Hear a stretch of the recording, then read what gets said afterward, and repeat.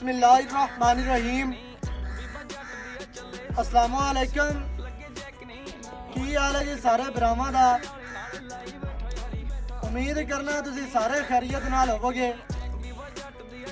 अज जनाब भाइयों नू एक गब्बन झोटी विखाई जा रही है। स्क्रीन ते फ्रेम ते तुहानू नजर आ रही है। झोटी 6 महीने की गब्बन है। खास नीली दी अल्लाह दे फजलो करम दे नाल भाइयों वास्ते लैके हाजिर होया। जिवें कि तुहानू पता है असीं डेली सिलसिलावार भाइयों नू शौक करवाते रहने हैं जानवरां दा, मज्जां दा।